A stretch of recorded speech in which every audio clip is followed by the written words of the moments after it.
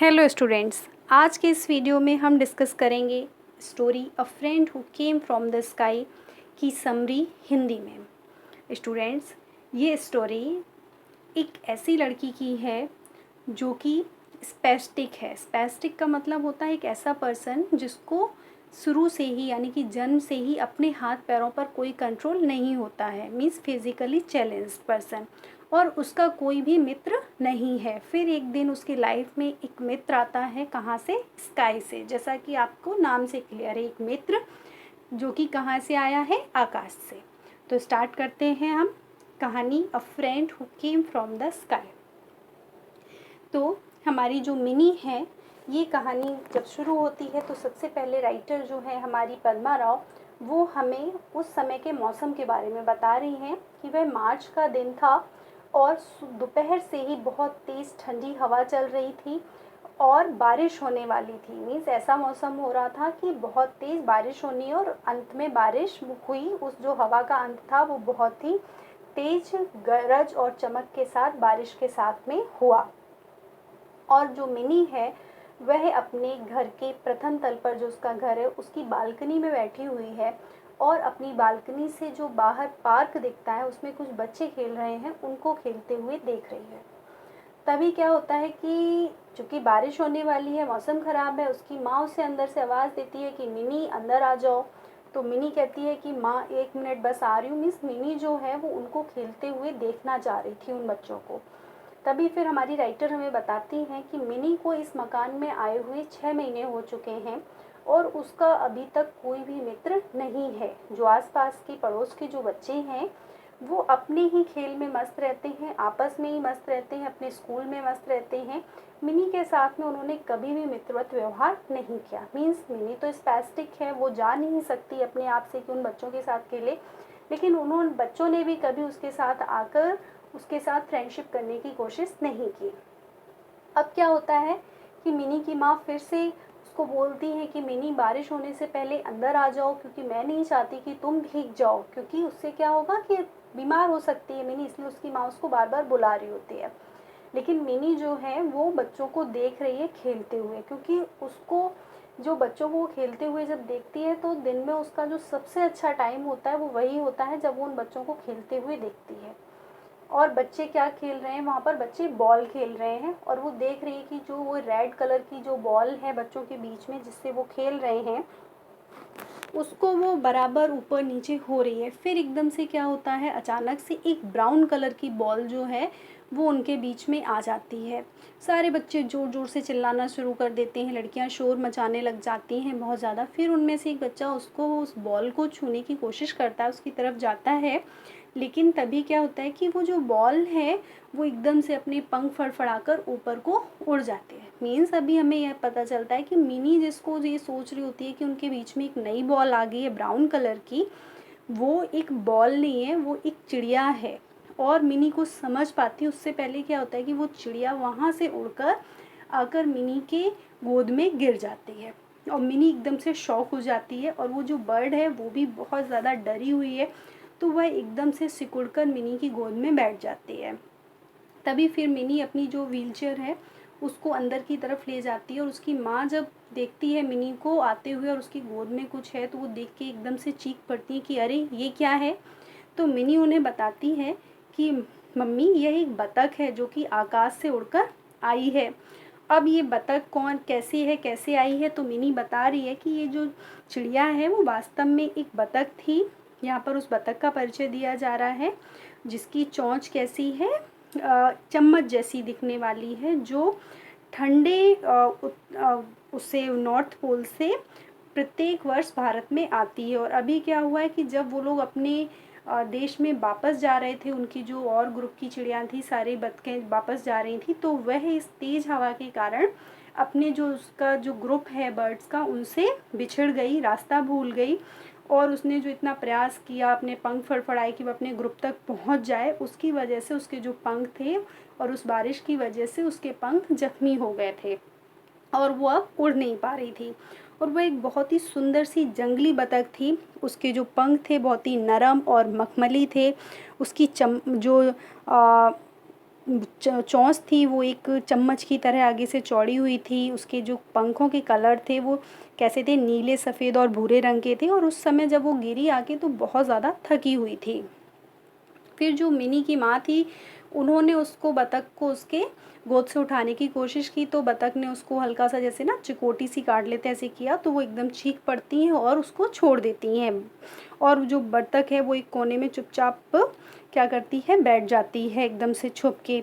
और पूरे शाम को उस दिन मिनी और उसकी माँ उसको कुछ ना कुछ खिलाने की कोशिश करती रहती हैं, लेकिन क्या होता है कि वो बतख कुछ भी नहीं खाती है। फिर जो मिनी है वो अपनी मम्मी से बोलती है कि इसे कुछ चावल मसल के दो, दूध दो। तो उसकी माँ जब थोड़ा सा पका हुआ चावल दूध में मिला के लाती हैं, उसके सामने कटोरे में रखती हैं, तो चिड़िया, और फिर उस चिड़िया को उसका मुंह खोलकर जो एक स्याही भरने वाला ट्यूब होता है उससे उसके मुंह में डालती हैं।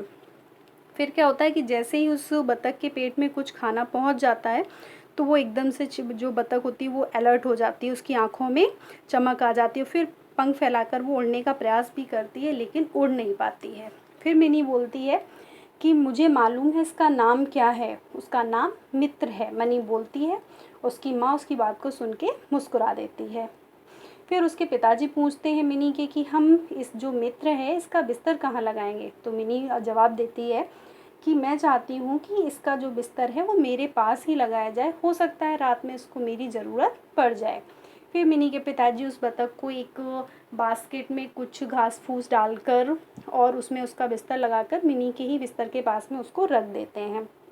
लेकिन जैसा कि मिनी सोच रही थी कि वो उसको रात में जगा सकती है, उसको कुछ ज़रूरत पड़ सकती है उस बतख को, ऐसा कुछ भी नहीं है। उसके विपरीत मिनी जो बतख थी उसने रात में बिल्कुल भी मिनी को परेशान नहीं किया। और जब मिनी सुबह सुबह जब जागी तो उसने सबसे पहले अपने बिस्तर के पास में जो वो टोकरी रखी गई थी उसकी तरफ देखा, लेकिन वो एकदम से बहुत ज़्यादा विचलित हो जाती है देखकर कि उसकी जो टोकरी थी वो खाली थी, उसमें वो बतख नहीं थी। फिर मिनी मित्र मित्र करके चिल्लाते और अपनी कोहनी के बल उठती हुई प्रयास करती है, चिल्लाती है। फिर वह देखती है कि जो बतख है वो बाथरूम से उसकी तरफ आ रही होती है, तो फिर वो हंसने लगती है। अब ये जो बतख थी ये उड़ नहीं पा रही थी, सिर्फ धीरे धीरे फुदक पा रही थी। कई बार उसने उड़ने का प्रयास किया, लेकिन वो उड़ नहीं पाई, सफल नहीं हो पाई। फिर मिनी जो है घिसट कर उसके पास पहुंचती है, तो वो जो बतख है वो पंख फड़फड़ाकर फुदक के उससे दूर चली जाती है। फिर क्या होता है कि फिर मिनी उसको अपना मतलब कोशिश करके उसे पकड़ लेती है, तो फिर बतख उसको भी थोड़ा सा काट लेती है। फिर मिनी चिल्लाती है तो उसकी माँ आती है वहाँ पे और बोलती है कि क्या हुआ, लेकिन जब वो आती है तब तक वो देखती हैं कि मिनी ने उस बतख को अपनी गोद में बिठाया हुआ था। तो वो खुश हो जाती है और फिर बोलती है कि मैं तुम्हारे लिए और तुम्हारे दोस्त के लिए नाश्ता लाई हूँ, उन्होंने कहा। फिर जो मिनी है तो वो उसको जो बतख है उसको नाश्ता कराने की कोशिश कर रही होती है। उसी समय क्या होता है कि डोरबेल बजती है। मिनी की जो माँ है वो जाकर गेट खोलती हैं तो देखती हैं सामने वो बहुत सारे बच्चों का झुंड खड़ा होता है, बहुत सारे बच्चे खड़े होते हैं, अपनी यूनिफॉर्म में थे स्कूल की। और फिर वो लोग कहते हैं आंटी क्या हम उस चिड़िया को देख सकते हैं। फिर वो लोग देखते हैं कि मिनी जो है उससे ट्यूब से उनको खाना, उस बतख को खाना खिला रही है, तो बच्चे उसको देख के बहुत खुश हो जाते हैं। और जब वो उसमें वो खाना खिला रही होती है मिनी, तो वो बच्चे भी उसकी हेल्प करते हैं उस बतख को खाना खिलाने के लिए। फिर वो वहाँ से चले जाते हैं क्योंकि उनको स्कूल जाना होता है, और लेकिन वो लोग बोल के जाते हैं कि हम दोपहर में फिर आएंगे। अब बेचारी बतख जो है ना कि अब जो बच्चे हैं शाम को जब बच्चे आते हैं तो उनमें से एक बच्चा होता है बंटी, वो बोलता है कि ये बेचारी बतख है, ये अपनी जो फ्रेंड्स हैं उनसे दूर हो गई है तो उसको कितना बुरा लग रहा होगा। और और जो है ना फिर एक लड़की होती है वो उनमें से बोलती है, अंजू नाम होता है उसका, कि इस बतख के लिए अब अपने नए मित्र बनाना कितना कठिन होगा, क्योंकि ये अपंग है, मीन्स उसके जो पंख थे उनमें चोट लगी होती है। फिर क्या होता है कि जैसे ही वो ये बोलती है कि वो अपंग है, फिर उसको एहसास होता है कि वो जो मिनी है सामने उसको भी प्रॉब्लम है, वो भी अपंग है। तो वो एकदम से अपना मुंह ढक लेती है कि अरे ये मैंने क्या बोल दिया। तो मिनी बोलती है कि हम उसे शक्तिशाली बना देंगे, मीन्स हम उसको ट्रीट करेंगे। फिर क्या होता है कि इस जो ये घटना होती है इसके बाद में जो वो बच्चे होते हैं वो डेली उसके यहाँ आने लगते हैं और वो बहुत अच्छे मित्र बन जाते हैं। अब वो जो बच्चे हैं उनको उस बतख की स्थिति को देख के भी ये समझ में आने लगता है कि मिनी को कितना बुरा लगता होगा कि जब उन लोगों ने उससे बात नहीं की थी। अब क्या होता है कि एक दिन वो दूसरे दिन जो अंजू नाम की लड़की है वो एक किताब लेके आती है, वो बोलती है इसमें बतखों के बारे में सब कुछ पढ़ सकते हो, मीन्स सब कुछ लिखा हुआ है। ये जो अपने पास जो ये बतख है जिसका नाम ये लोग मित्र रखे हुए हैं कि मित्र को चम्मच सी चोंच वाली बतख कहा जाता है। और फिर बच्चों ने क्या किया कि सब ने उसकी आदतों के बारे में कि वो कैसी होती है क्या है सब कुछ उस बुक में पढ़ा। तो फिर जो एक बच्ची है उसने कहा कि ये जो मित्र है ये सैकड़ों मील उड़कर यहाँ पर आती है। फिर एक दूसरा बच्चा कहता है कि सैकड़ों नहीं हज़ारों मील आती है और ये अपने घर जाने के लिए फिर से हज़ारों मील की जो है उड़ान भरेगी। फिर अंत में जब वो बतख ठीक हो जाती है फिर उसकी जो बतख है उसकी विदाई का दिन आ जाता है, मीन्स अब ये लोग उसको छोड़ने वाले हैं। फिर मिनी के पिता सब बच्चों के साथ में उस बतख को झील के पास में ले जाते हैं और फिर बच्चों ने धीरे से मिनी को उसकी जो बतख है वो मित्र है उसको मिनी की गोद से उठाया और झील में छोड़ देते हैं। वह बतख तैरने लगती है, पानी में चोंच मारती है। बच्चे उसे बहुत देर तक वहीं पर देखते रहते हैं खड़े खड़े। फिर दूसरे दिन क्या होता है वो बतख चली जाती है वहाँ पर। अगले दिन मिनी फिर से बच्चों को खेलता देखने के लिए बालकनी में आ जाती है, फिर से उसका वही रूटीन शुरू हो जाता है। लेकिन बगीचे में कोई बच्चा दिखाई नहीं देता है। तभी क्या होता है उनकी डोरबेल फिर से बजती है। उनकी माँ जब दरवाज़ा खोलती हैं तो देखती हैं कि वो सारे बच्चों का जो झुंड है वो वहीं पे खड़ा हुआ है उनके गेट पे। और वो बच्चे बोलते हैं आंटी क्या मिनी को आप हमारे साथ में खेलने के लिए नीचे भेज दो प्लीज़, और हम उसको सुरक्षित व्हीलचेयर में आपके पास वापस छोड़ जाएंगे। और फिर बच्चे अपने सब लोग आपस में हेल्प करके एक दूसरे की मिनी को नीचे ले जाते हैं। फिर इसके बाद से अब मिनी के पास में कोई भी ऐसा रीज़न नहीं था कि वो अकेलापन महसूस करे, मीन्स अब उसके बहुत सारे फ्रेंड्स बन गए थे, वो बच्चे जो थे वो उसके साथ में खेलते थे। इसके बाद मिनी ने कभी भी अकेलापन महसूस नहीं किया। तो ये थी हमारी स्टोरी। आई होप आपको समझ में आ गई होगी। इसके क्वेश्चन आंसर्स हम लोग नेक्स्ट वीडियो में डिस्कस करेंगे।